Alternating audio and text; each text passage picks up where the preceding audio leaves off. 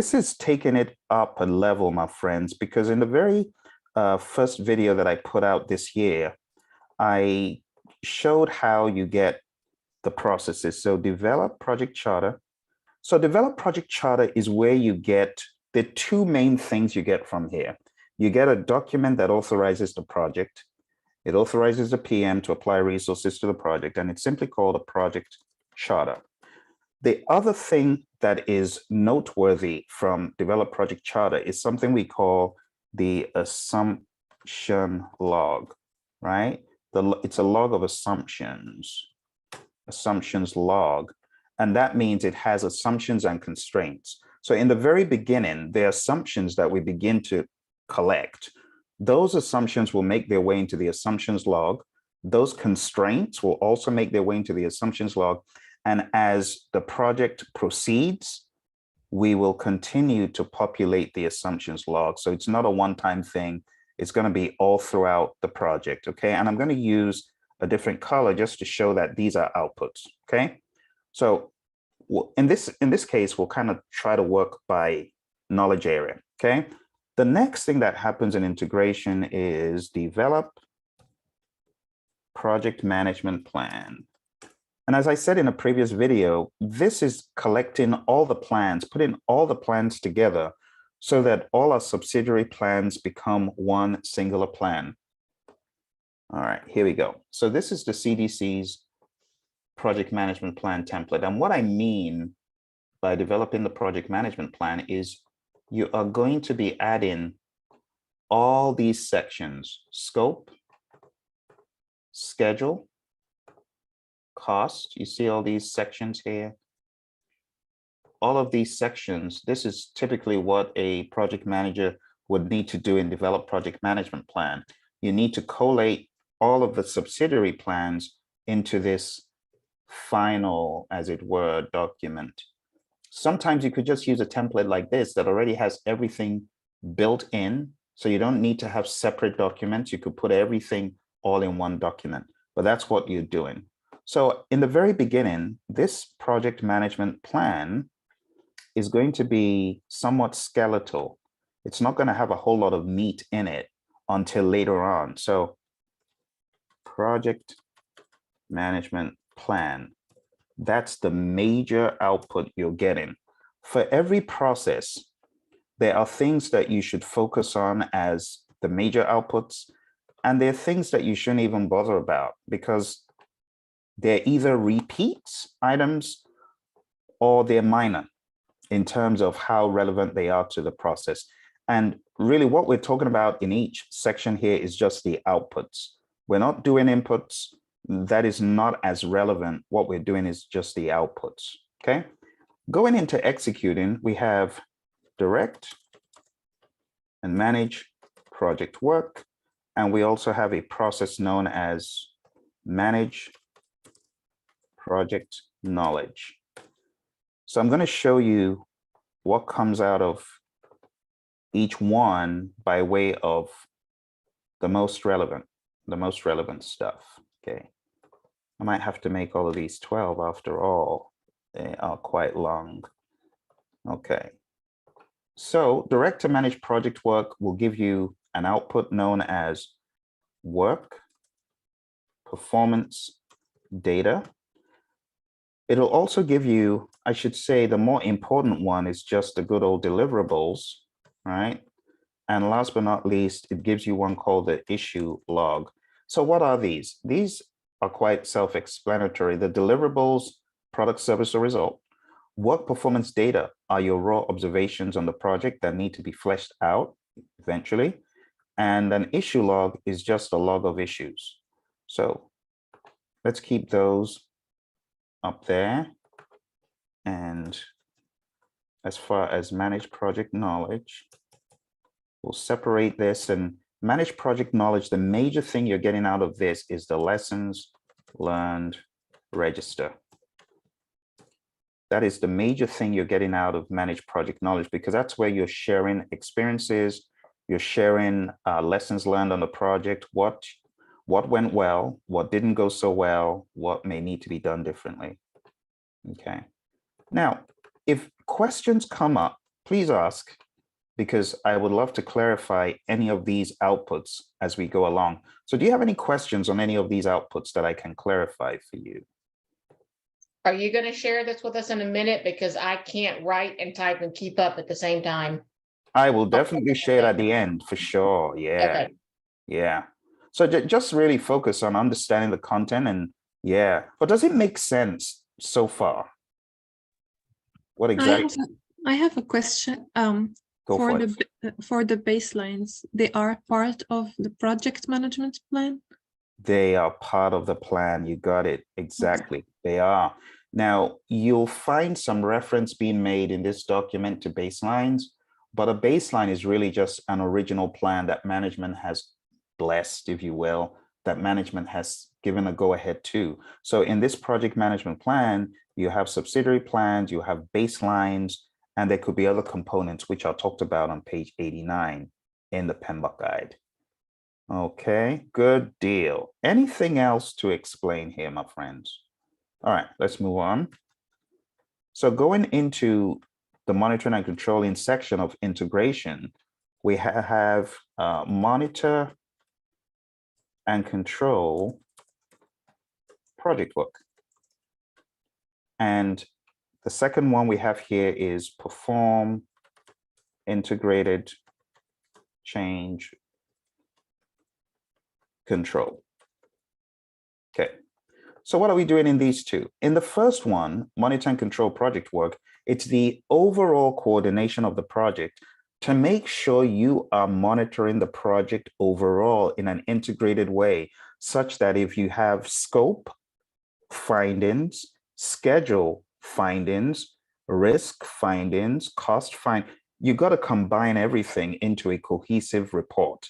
So I don't know how you do this on your projects today, but in the worlds that I used to live in, there would be a status report, and the status report would have sections. It would have issues, risks, key decisions, milestones. It will have upcoming things for next week, and it will have some traffic light statusing for cost, traffic light statusing for scope, and things like that. So however you prepare your report, just know that the PMI referred to this, that report that we're talking about, the PMI referred to this as a work performance report. Some work performance reports are very straightforward, and some are quite complex.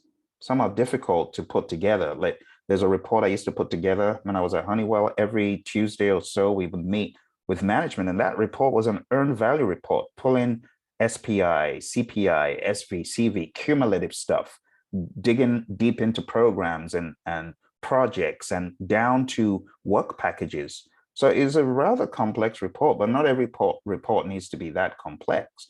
There are other jobs I've done where the reports are so basic, it's just so easy. So it really depends, but PMI refers to them all as work performance report. You're putting all the reports together, all the different knowledge area reporting together to give one cohesive report. Now, this report could actually be customized, and it's customized in such a way that each stakeholder that needs a different spin on the report gets their different spin. But it doesn't happen here. That happens in the managed communications process. So later on, when we talk about managed communications, I'll be mentioning how this work performance report gets customized. All right. So going into perform integrated change control, the major thing you're getting out of this is known as an approved change request. And that just means a change request that has been approved by the change control board, because you would have a change request coming into this process, but coming out of this process, you're going to have an approved change request, or you could have a change request that was not approved, or a change request that is pending. Those are not listed as outputs. Instead, they are alluded to in what we call a change log. So just keep in mind that a change log exists in this process,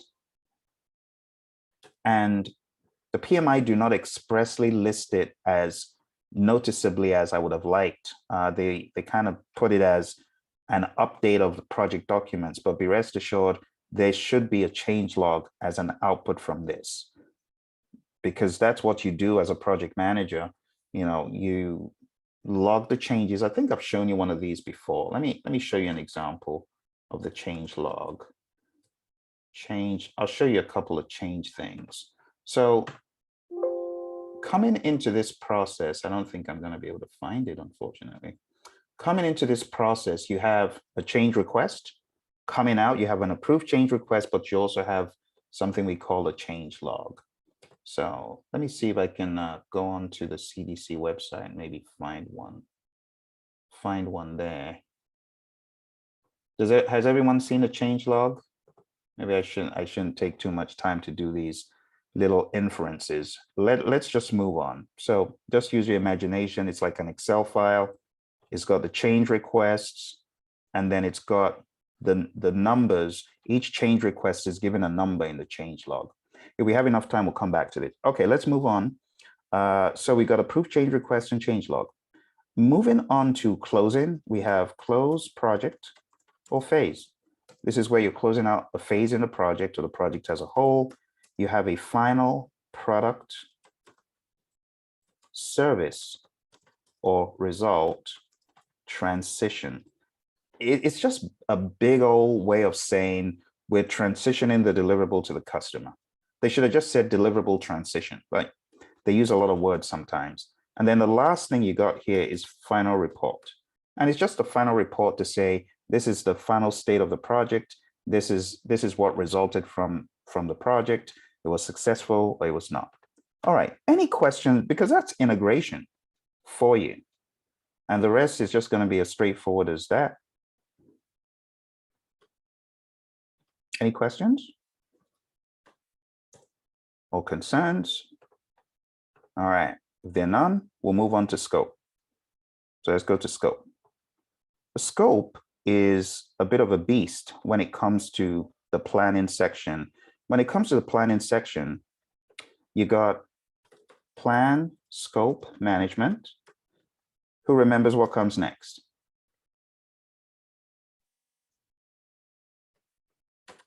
Collect requirements, Thank you. Collect requirements. What comes next? define scope, Well done. Define scope, followed by? Create WBS. You got it. Thank you. All right. So we got 4 things here in planning, and I'm going to show you what we get out of each one. Try and separate them. So the first one, we have 2 plans. This is where it gets a little bit tricky because plan scope management gives you 2 plans. The first one is called the scope management plan, and the second one is called the requirements management plan. And while it may look odd, it's actually not, because managing scope and managing requirements could be looked at as kind of related, but they are different. The whole concept of managing requirements is what is heavily focused on in PMI's business analysis guide. And we talk about the requirements traceability matrix that is used to collect the requirements, but that takes us to the next one. The major output of collect requirements, you could say, is a requirements traceability matrix. And the second thing you get out of here is requirements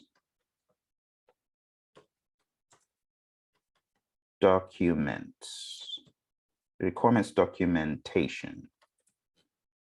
All right. So all of this, is just from memory. So if someone has the book, the PMBOK, please check. Is it called requirements documentation? What is it called? Do a double check for me, please. requirements documentation, and requirement traceability matrix. Thank you. Got it. Cool. All right. So sometimes it's good to just have a double check when you're not sure about this stuff. All right, so we got requirements documentation and the requirements traceability matrix. Let me put this on a different line. Okay, define scope. This is where we get a document known as, I'll just do some adjustments here.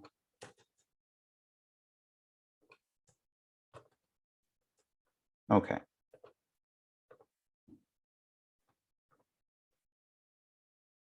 Get it all to align. Okay. So defined scope is where we get something called the project scope statement as an output. So the project scope statement, who remembers what is in the project scope statement? The description of the work needs to be done, You got it. It's the definition of the description of the deliverable in detail. And there's two very important things that are here in the project scope statement. We refer to them as inclusions and exclusions. So what is included in the project and what is excluded? In some instances, you actually need to spell it out for some folks. They don't get it, except you spell out this is not in the project. Okay, create WBS. This is where we get our, it's not the WBS. Let me just give you that clue. Who remembers what we get from create WBS? work packages. So work packages are part of this thing, but this thing is actually called a scope baseline. The scope baseline contains the WBS dictionary, and the project scope statement. All three are referred to as the scope baseline. So if you haven't taken note of that, just think about it like this. Let me give you a very quick idea. So the scope baseline, this is part of PMI's Holy Grail, which is why I'm going over it. Scope baseline has got the WBS dictionary, which explains each element in the WBS. And then we have the project scope statement. These three things are in the scope baseline. So when you take a look at the process, create WBS, you got to remember the scope baseline is a major output. All right. So remember, we're in scope. In scope, we have 6 processes, right? So the first 4 are in planning. Then we jump into monitoring and controlling, where we have the last 2. And they are what? Who remembers what they are? Validate scope and control scope. You got it.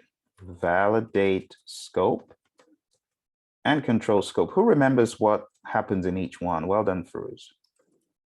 Validating scope is when we meet with the stakeholders, so we can so that we can validate the verified deliverables.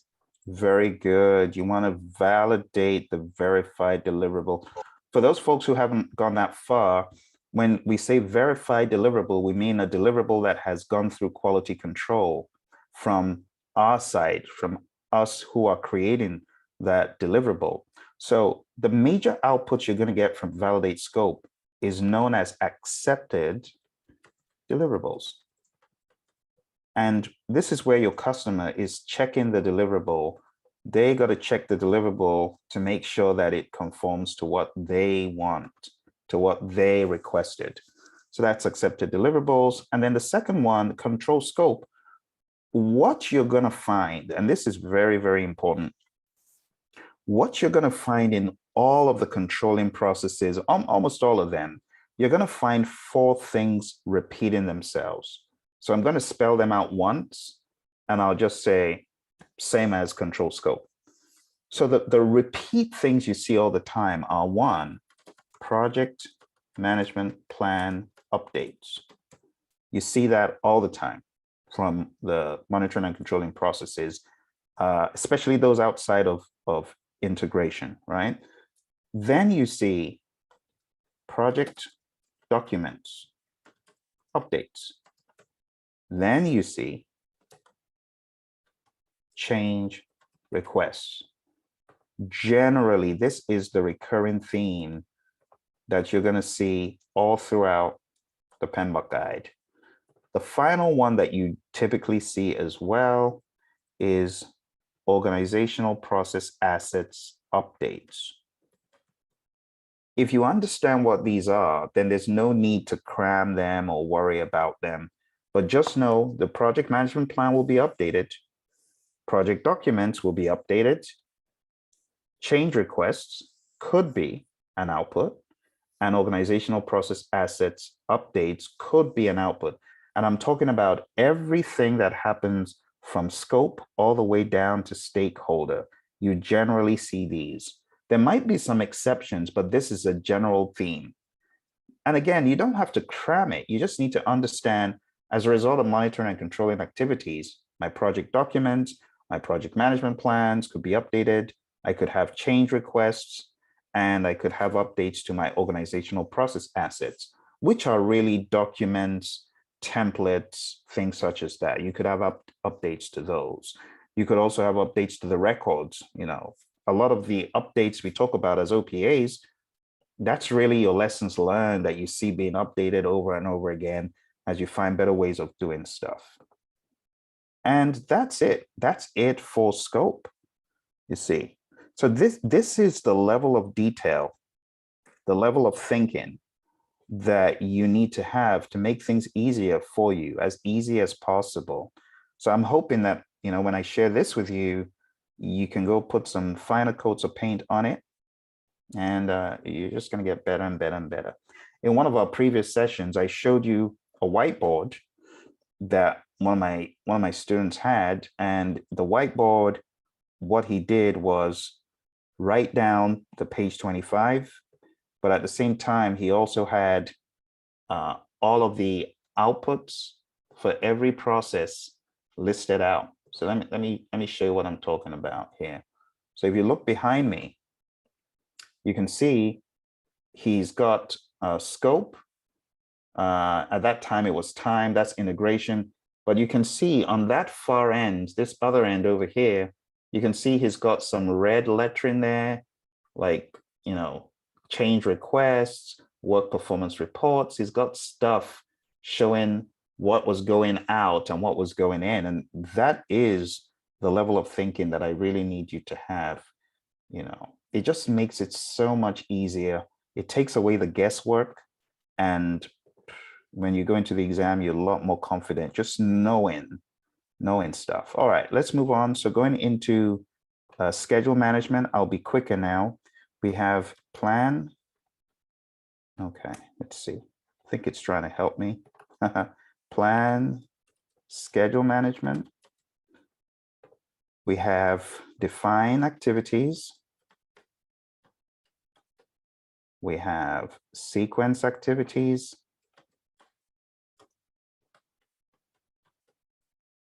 We have, oops, we have estimate activity durations. And lastly, we have develop schedule.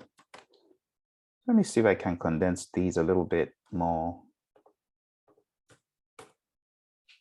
Okay. Sequence activities. I think I lost some of it. Estimate activity duration.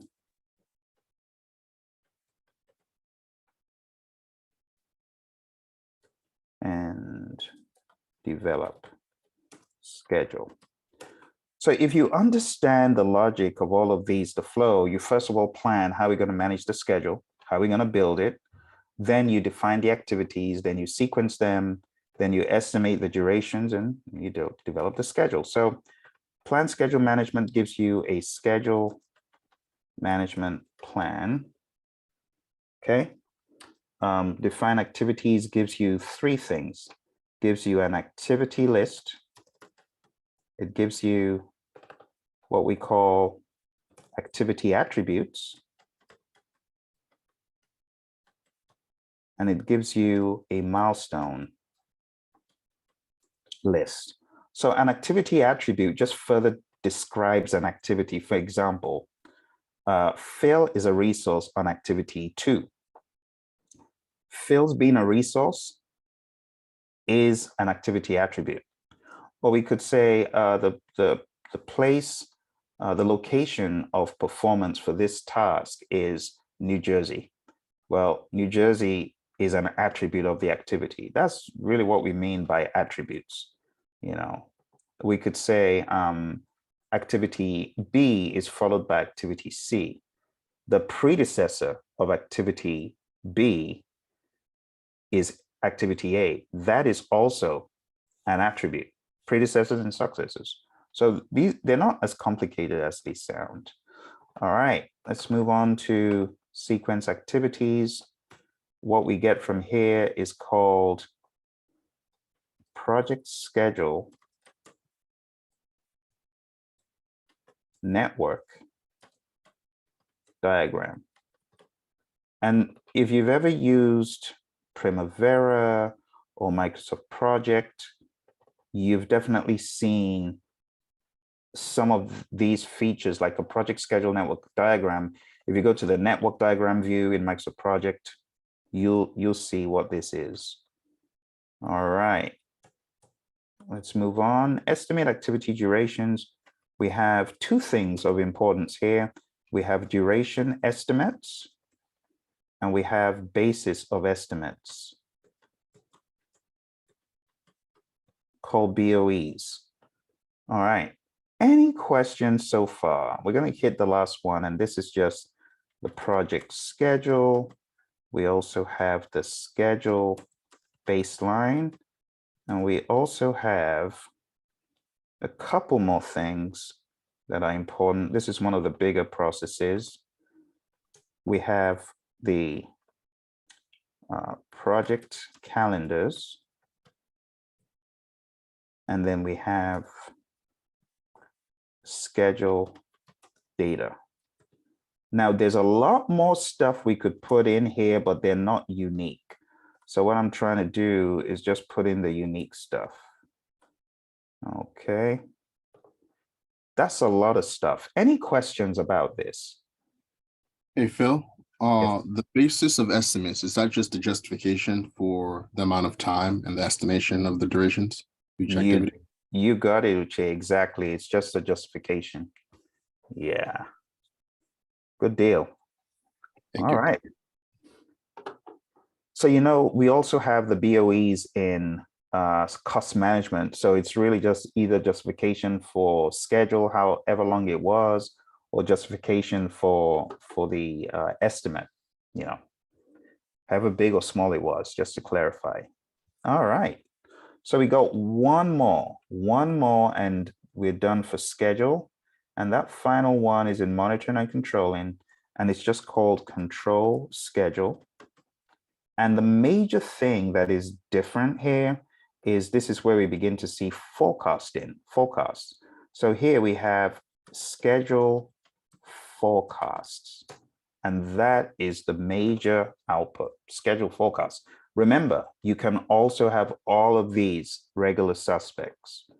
So I could take all of these and dump them in there, but no, it's just going to make the table look messy. But just remember these four, you could also have them as additional outputs. Okay. Any final questions before we go over to cost? All right, let's go to cost. So for cost, we have plan cost management, and we have estimate costs, and we have determine budget. Let's make these bigger. All right, so for plan cost management, you're going to have cost management plan. Let's put that there, cost management plan. For estimate cost, you're going to have cost estimates. And like Uche just asked, you would have your basis of estimates as well. And for determine budget, you would have a cost baseline as an output. It's a rather important output at that. You would also have, can someone check this for me? Project funding requirements. That would be another one that is significant. So let me know if you find it. Do you see project funding requirements? Awesome. Yeah. You definitely need your project funding requirements. Project funding requirements are just the requirements for project funding. You know, it's one thing to say, I need $12 million for this project, but it's another thing to say, every month I need 1 million. Or in month 1, 2, and 3, I need 3 million. And in the remaining months, I need whatever it is. So project funding requirements are the funding requirements for the project in total and also periodically. You need to give those periodic expectations to your sponsor, to whoever is funding you, right? So that you don't run out of money. Okay, and the final one in cost is going straight on down to monitoring and controlling is control costs. And the output is cost forecast. And cost forecasts are things like your earned value management, your projection about what the future of the project will look like and how it will end up. All right. Any questions on cost? All right, let's go to quality. Quality, we have plan, quality management. The major thing you get out is your quality management plan. And we also have quality metrics. So a metric is the attribute that you are measuring. Don't confuse metrics with measurement. For example, we're using the metric of inches, 100 inches versus inches. Inches is the metric, 100 inches is the measurement. So you'll find the quality control measurements later on in control quality, but for now, you just have the metrics as the output. Okay. All right. Moving on. Oh, I think I got this skewed. Oh. Planning. Okay, I'm sorry. I got to move these. I got to move these over here. Yeah, I got lost in the maze of this enormous document. Okay, so I got to move those into planning. That's better. Okay. Now we're back on track. Okay. And as far as executing, now going into quality. Now we have manage quality. And we have a few things here. We have quality reports. We have tests and evaluation. Can someone confirm for me, is it test and evaluation documents or test and evaluation something else? Can you check? Documents. Documents, good, okay. So we have quality reports, we have test and evaluation documents. The quality reports are kind of like the State of the Union address about quality overall. And then the test and evaluation documents are documents that we are going to use in the next process, control quality. So what you see in a lot of these knowledge areas is the outputs of the previous process usually become inputs to the next process. That's just how it works in general, okay? But in control quality, since we're using these test and evaluation documents and we're doing inspection, we're going to get out something that Farouz mentioned earlier. If you were quick to catch it, she said verified deliverables. This is where this comes from, right? A verified deliverable just means that you have checked the deliverable as the performing organization for correctness through inspection. That's one of the things you get. And then you also have something called quality control measurements. And all this is measurements that you make around the inspection. So whether you're measuring Fahrenheit or degrees Fahrenheit, degrees centigrade, meters, feet, whatever it is, whatever that measurement is, you make the measurement to ensure that that deliverable is fit for use and conforms to requirements and so on. So verified deliverables, quality control measurements. I think that's about it.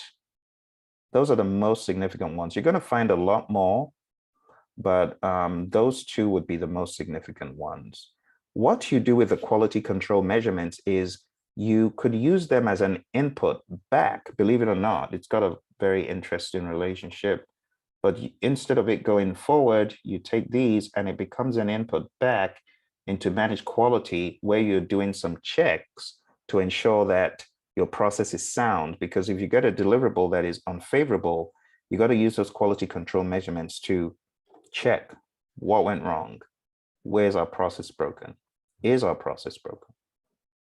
Any questions about quality, my friends? Does it make sense? For the most part? Sorry, I didn't get the test and evaluation document. Yeah, so the test and evaluation documents are documentation you prepare in advance. So this is what's happening here. In managed quality, you are anticipating we are going to get to control quality. When we get to control quality, we're going to do an inspection, right? And we can also classify some of what we do as testing. And we could say we're also going to do some evaluation, right? So whether it's inspection, testing, evaluation, this is all the kind of the tools and techniques. This is what they point to in control quality. So where you're going to document what you've inspected, where you're going to document what you've tested, it's just the paperwork that will be used to document the results of your inspection. So these are going to be used going in here to do the inspection. And then when you're done, of course, you'll have these already completed. And that will be some of the data that you've got to use for other analyses, which will still come back to here. So these two, there's a feedback loop that could continue depending on how many cycles of testing and evaluation and analysis you do on the actual thing you've created. Okay. All right. Does that make sense, Ferouz? Yes, thank you. You're welcome. All right. Well, let's move on to resources. Another big area. Resources has got two things in planning. So we have, who remembers? Plan resource management and you. estimate the resources of activities. Thank you. Estimate activity resources. All right. What do we get out of plan resource management that's important? Two things.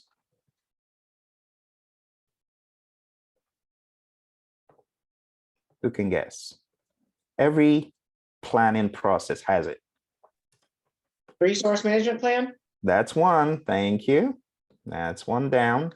And what's the second thing of interest? Team charter? You got it. Well done. Team charter. All right. Those are the big two. Okay.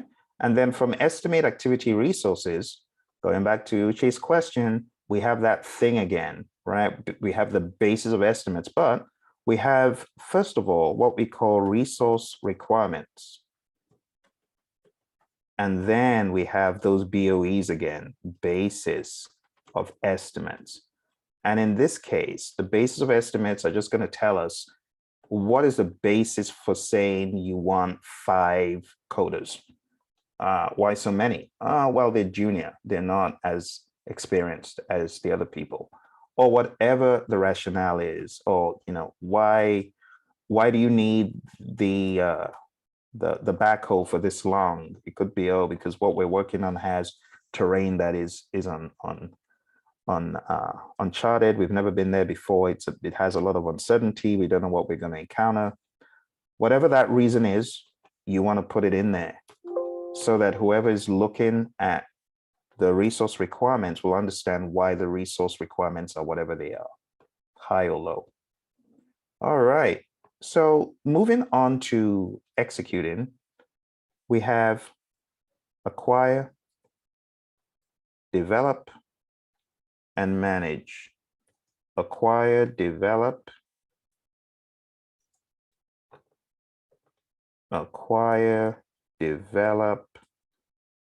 and manage. I want you to remember it like this, ADM, right? So what are we acquiring? Acquire what?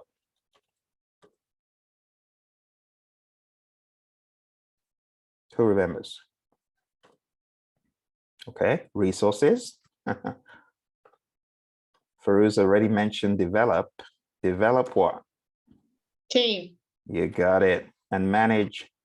team, Thank you. Manage team. So what do we get from these three? From acquire resources, we get a couple of things. Actually, get three things. We have, let's just copy this and use the format. So we have physical resource assignments. And we also have project team assignments. And we also have, who can guess what's the last unique thing? You can open up your books and look. What do you think? resource calendars. You got it. Now you're getting it. You see, I like the way you stayed away from the repetitive stuff. Exactly. It's resource calendars. And everyone on a project pretty much has a resource calendar. It's a calendar that shows when they're working and when they're not. That's it. Cool. All right. Develop team. We have a couple of things that are not as common here. Can you guess what they are? Team performance assessment. You got it. That's the first one. Team performance assessments. Is it assessment or S at the end? S, Thank you. And there's one more that is not as common. We should probably add it. Can you guess which one that will be? It's the EEF. enterprise environmental factors. Yeah, updates, only because you don't see the updates a whole lot. So that is kind of unique. I know you see EFs in a lot of places, but this is kind of unique.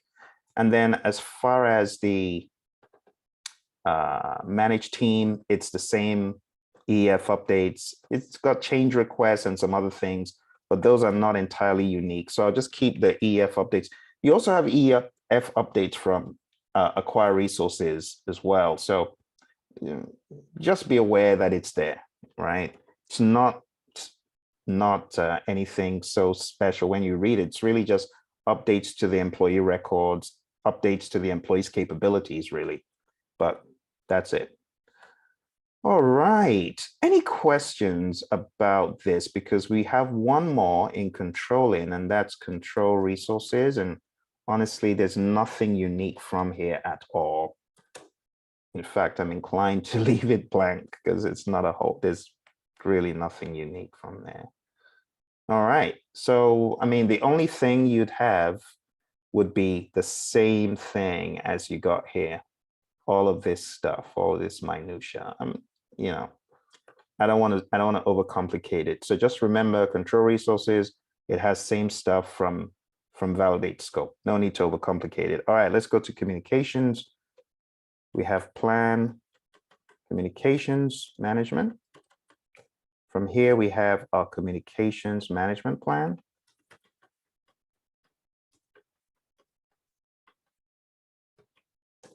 That is the only thing that you get that is noteworthy. Then we have manage communications. Manage communications. Here we have something called project communications.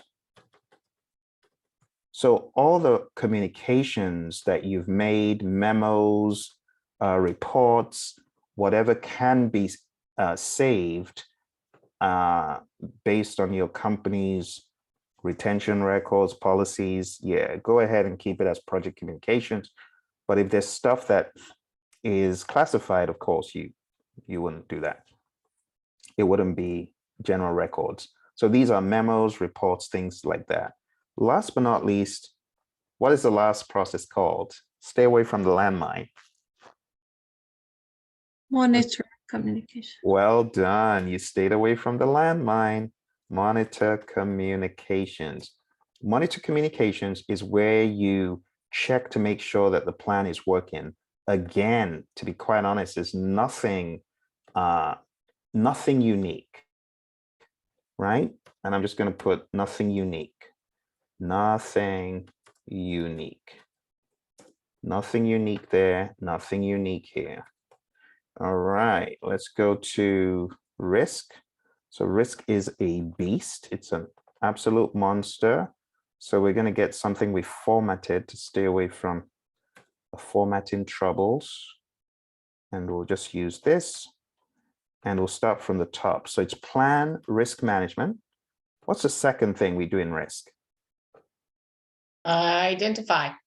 Thank you. Identify risks. What is the third thing we do? Perform qualitative risk analysis. Yeah, you got it. Thank you. And what is the next one? Quantitative Quantitative.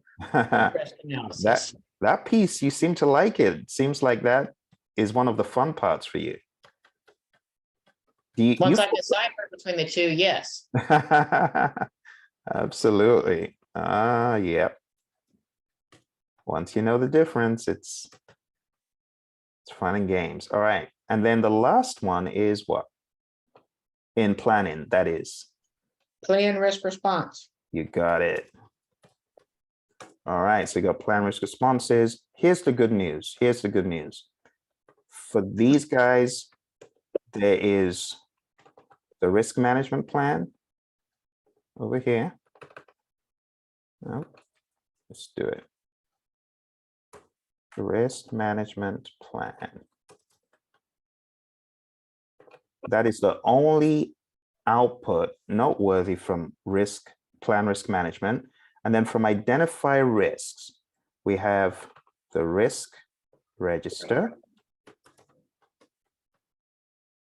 and the risk report.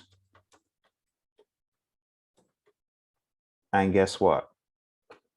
That's it, because all we're doing from here on out for the entire risk management knowledge area is we're just updating the risk register and the risk report in most of the processes.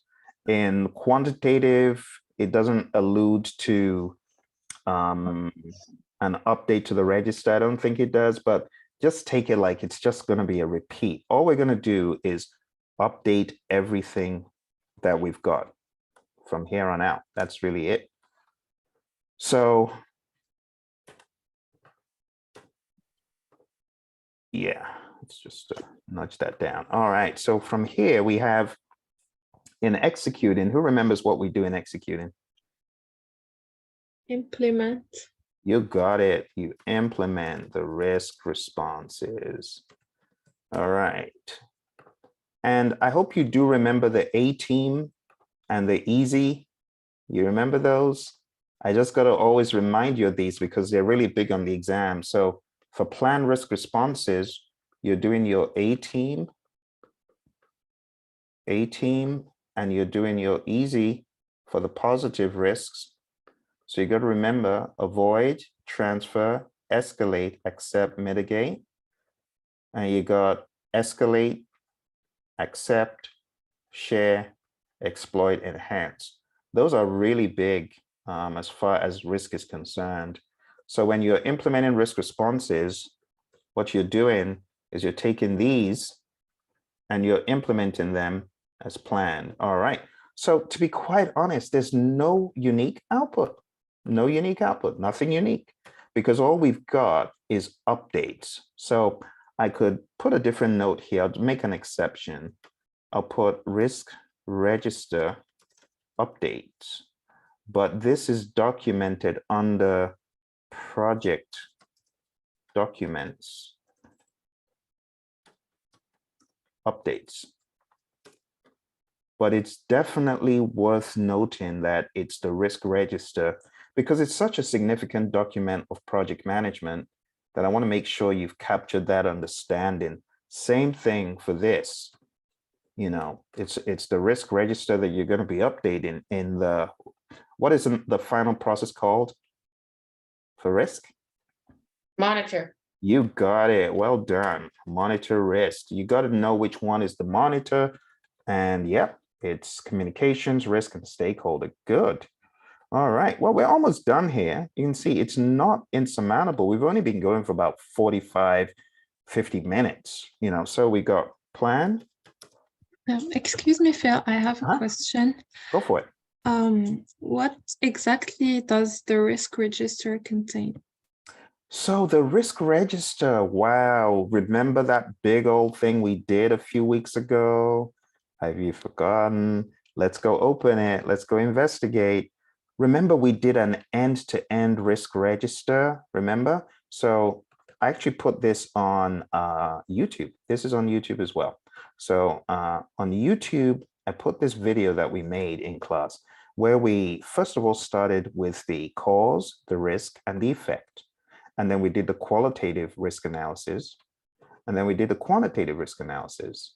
And then we went into planning the responses, right? I showed you, this is where we use the A-team or easy. We decide how to respond to the risk. And then we also did the monitor risk, and I showed you could keep status and notes. Did that bring back the memory? Did it flood back? Yes, yes. Good. Yeah, this is now you're seeing it all come together.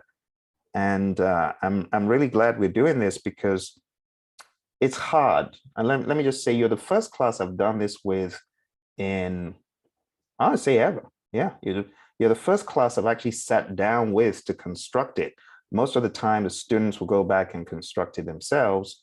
But now you're seeing it come together. And again, for those who didn't see it, you see the board behind me. This is from a student of mine. I've always told students to do this. So he bought this big old whiteboard, and not only did he put the process names, but he put the outputs. He went a step further. He was hardcore. You don't have to do this, but he also wanted to put the major inputs.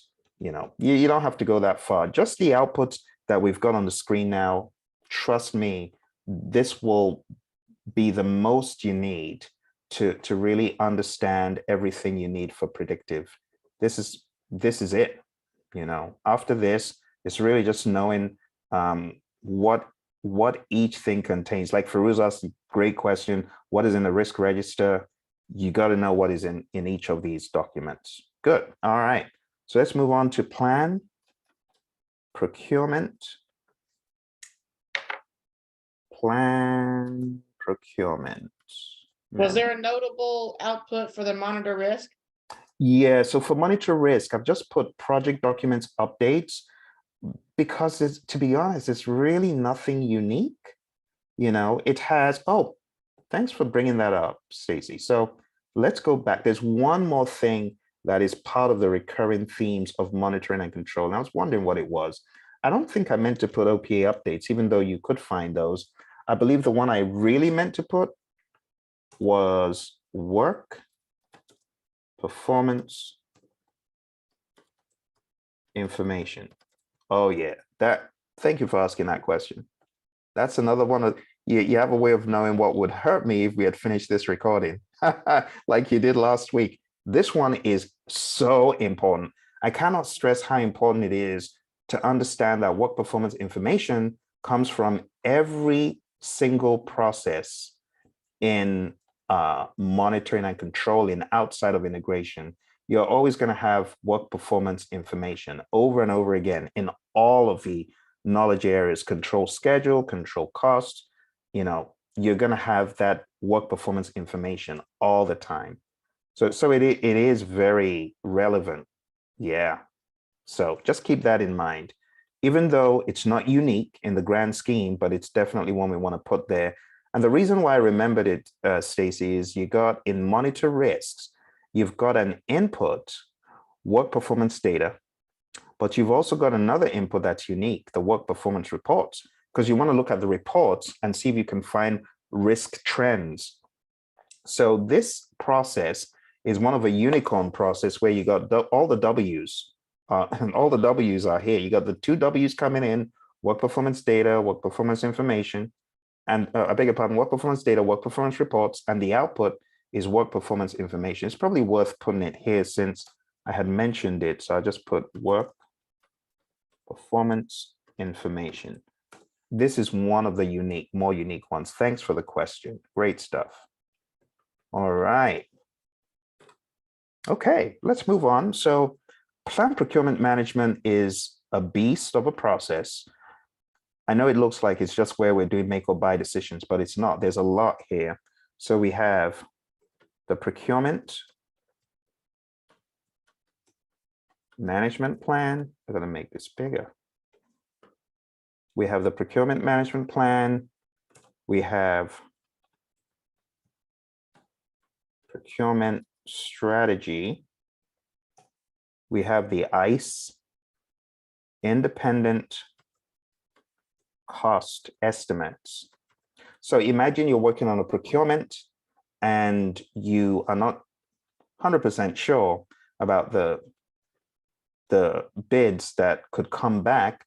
You could go to an independent source for them to estimate what you're looking for, and then you can measure up the estimates from the vendors with this independent cost estimates. We also have an output called make or buy decisions. And this is really just a decision to make something or buy it, depending. What else? We're going to have to take a little sneak peek because there's 3 more things that could be kind of strange. We have change requests, I believe, which is very strange to have here. What else? We have procurement. Can someone take a look and see we have procurement documents, so procurement documentation? Procurement document updates, As the procurement statement of work. yes, the procurement statement of work is one of them. Thank you. Procurement statement of work. And that is a high level narrative of what the customer wants. So let's see, we got 1, 2, 3, 4, 5. We need a couple, we got 6, but I think we need a couple more of the unique ones. So what else do you see there that looks, I've never Bid seen this documents. before. Say it again. Bid documents, Thank you, the bid documents, yeah. Bid and then documents. source selection criteria has not been mentioned yet. You got it, source selection criteria. This is the most notorious process for unique outputs. It has 7 unique outputs, and then change request is not unique, but hey, this is planning. So I felt I would call this out here because you don't often see change requests in planning, but here you do. So go on down and read. Why do we have change requests? Well, think about it.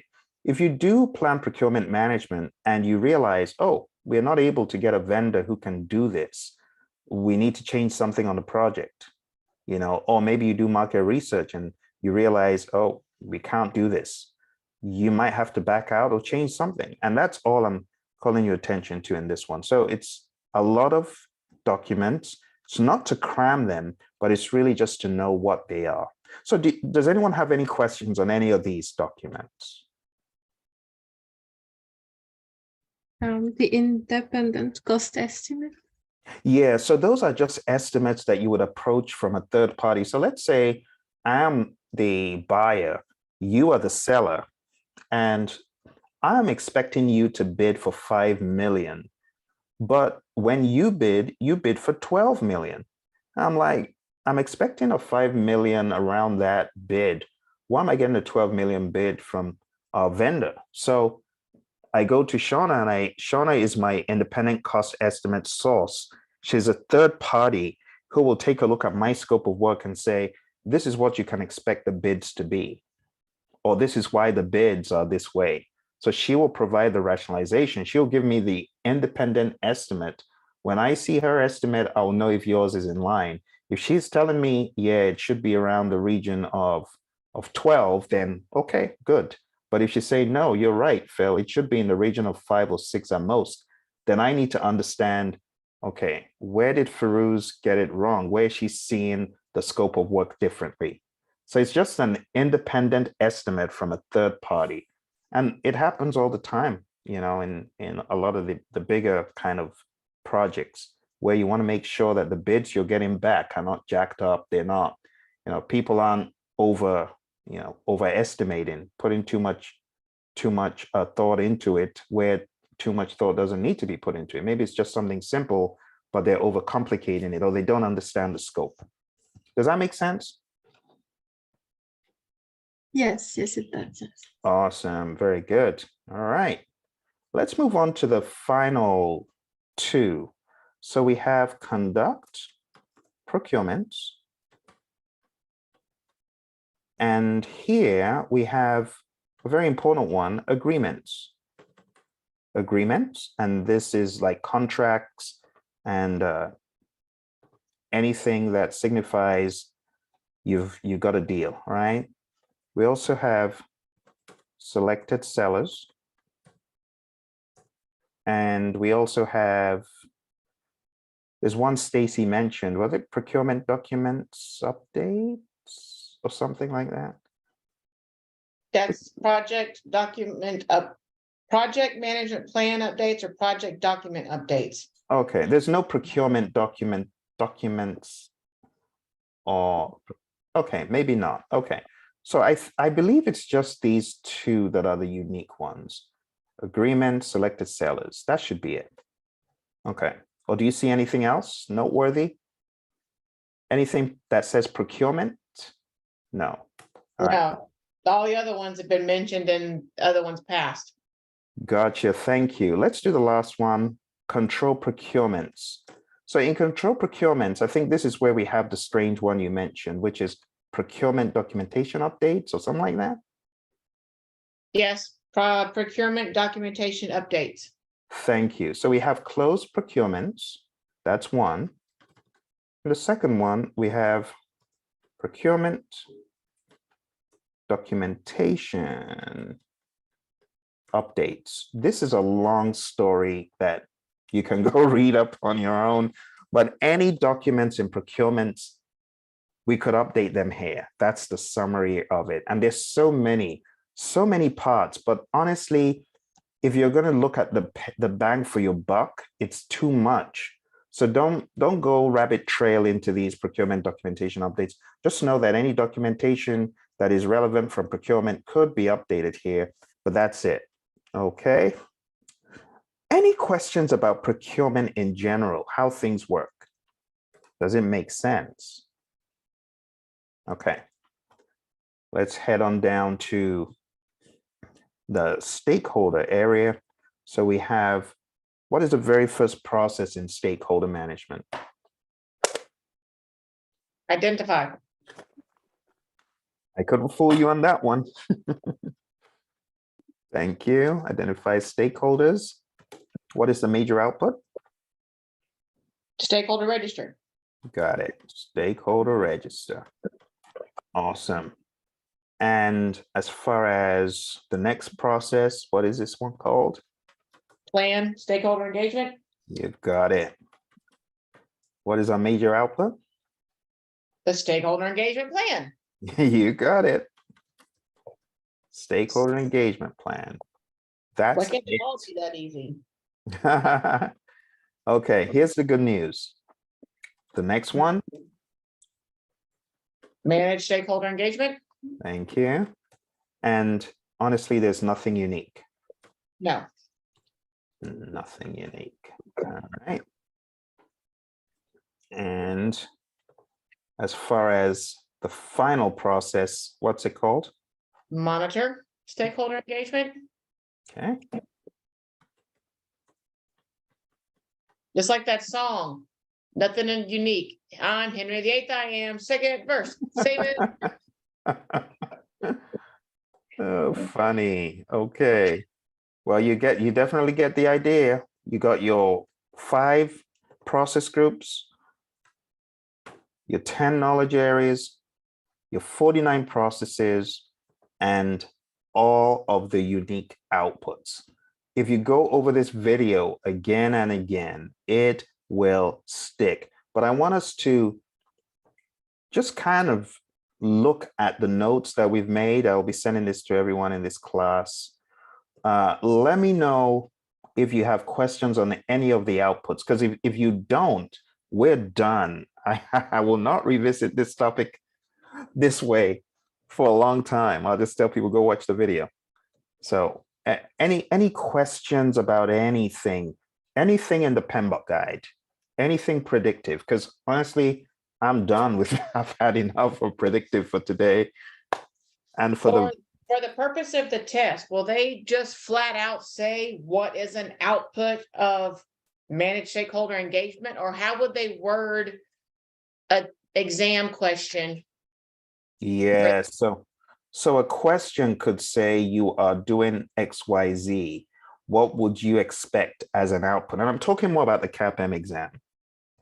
The PMP exam would say you are a project manager working with a team on blah, blah, blah. You are in the process of doing this. This happened. They always throw a wrench in it.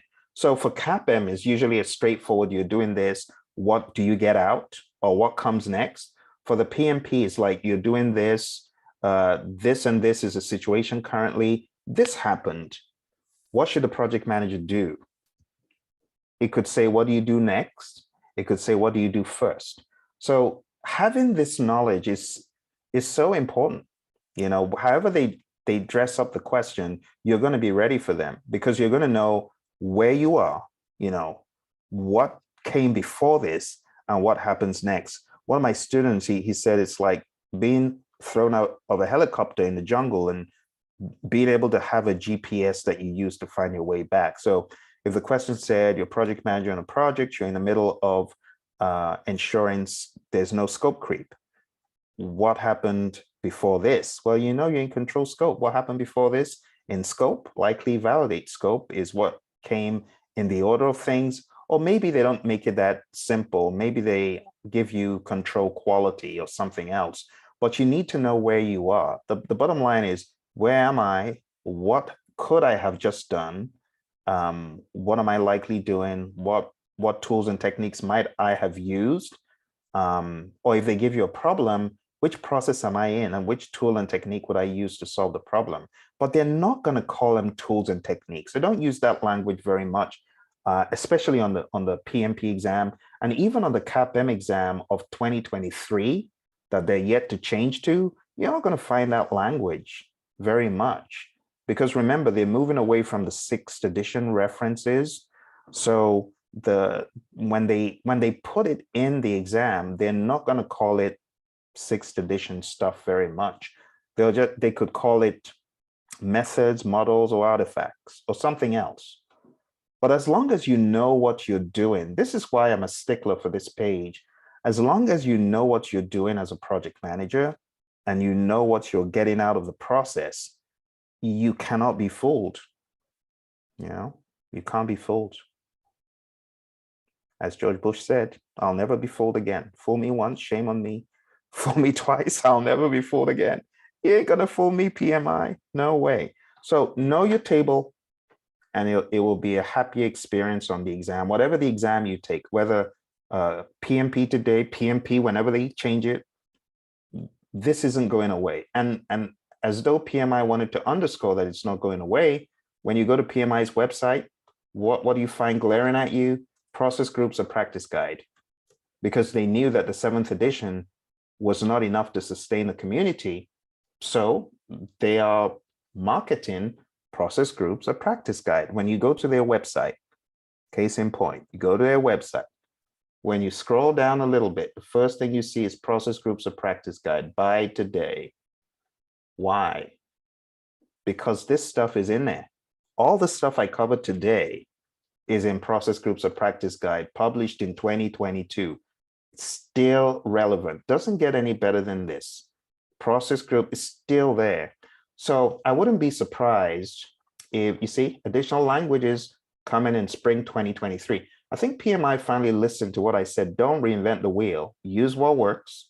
It works. It's here to stay. All right, my friends, let me go ahead and stop the recording. Thank you for letting me do this.